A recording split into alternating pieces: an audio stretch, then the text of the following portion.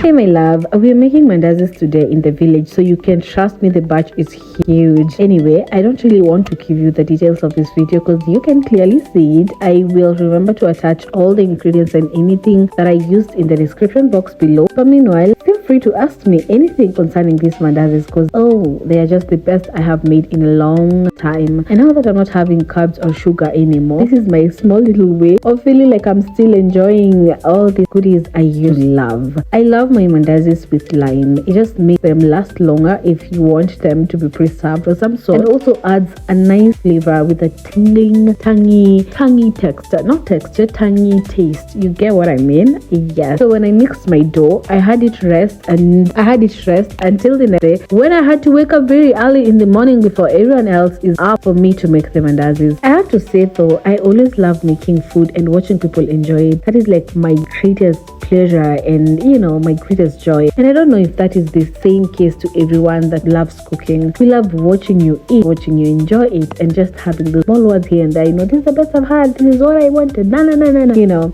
So yeah, they did all that, and honestly, that's the biggest reward.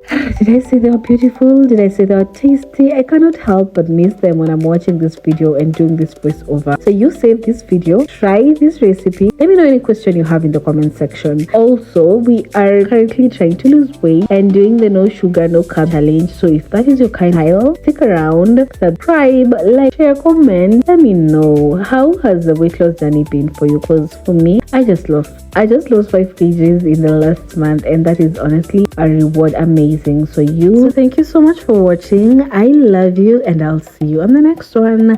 Bye.